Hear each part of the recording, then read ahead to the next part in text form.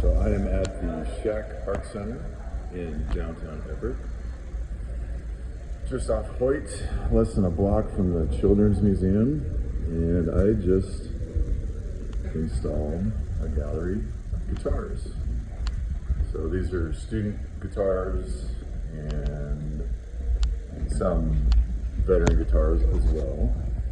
So I work for this organization part-time, and we primarily teach other teachers how to build guitars, and as well as veterans. And we do some private corporate events, and a small group of us are teaching at a college this summer.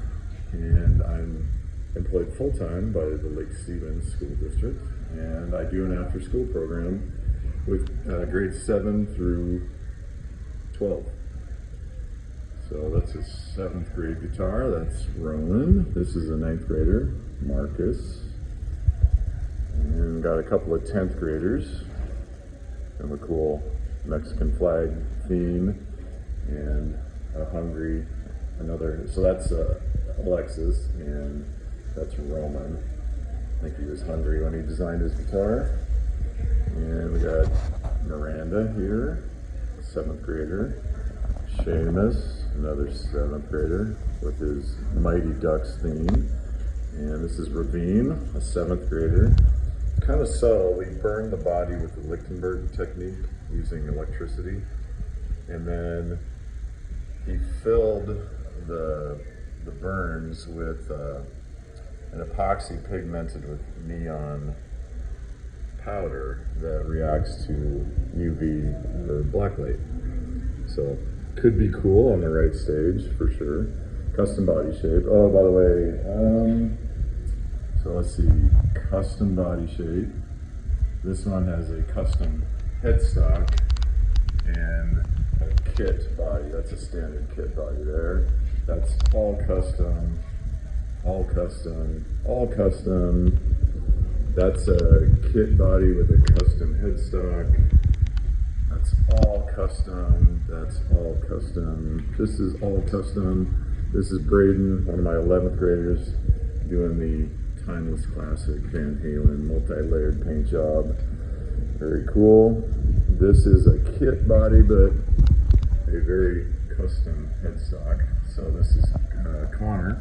He was a 7th grader. We made this a couple years ago, and that is epoxy pigmented with sidewalk chalk.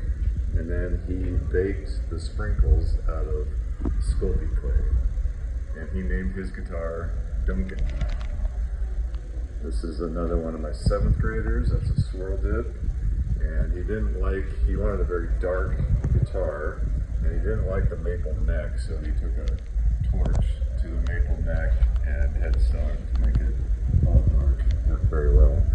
This is one of my incredibly talented 7th graders, Sloan, aka Supergirl. So that is all custom. And this incredible folk art, whimsical paint job. So we got the sun in the front, and in the back we've got the moon, of course. And she named her guitar Celine. Now we're getting into one of my veterans here. This is Creech. That is his favorite monster. That is hand painted, and that's a custom body shape. And he did some really cool inlays in the neck, the front markers, custom headstock, a little sparkle action. So amazing paint job on the front, and we got Creech swimming through the swamp on the back. This we're kind of going in reverse order. This was Lino's 3rd guitar.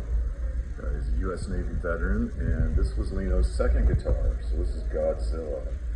That's hand painted. I wish I could rotate the camera.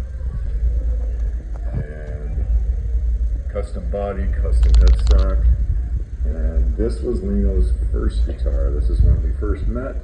This is Frankenstein, custom batwing headstock.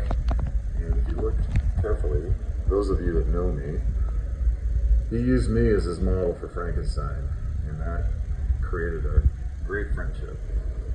And this is one of my guitars that I made. So custom body, custom knobs, custom switch tip, custom escutcheon, That's 3D printed, that's laser cut, the knobs are 3D printed.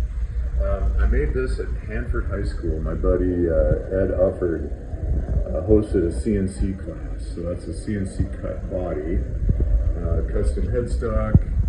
I did the Lichtenberg on the neck, filled it with epoxy, pigmented with blue builder's chalk. And I call that the Uptown. So that's my nuclear themed guitar. I made this guitar, but the pickguard was done by a student named Abigail, 7th grader. Amazing doodler. I really dug her flowers, and I handed her a white pickguard and said, do your thing. She got our Posca markers and did that incredible art. And then I loved it so much, I attempted to carve the headstock to match. This is a guitar, so my son actually wove this strap for me, and it goes very nicely, I think, with the guitar. And that body is indeed made out of cardboard. And it's filled with resin from the bridge to the neck pocket. It's filled with resin about halfway to give it some structure, otherwise it would fold up. I call it the COVID caster because I made that at the beginning of 2020 pandemic, when I was losing my mind with the endless Zoom meetings. It seemed like we were on Zoom all day long. So I was inspired by this girl and this girl to do that. And I'm not nearly as talented in the doodling department, but still, pretty fun guitar. So this is another collaborator with a 7th grader named Faith, who was also an incredible doodler, and this is all Sharpie art. I think it's really fantastic. So this exhibit will be running through June 6th.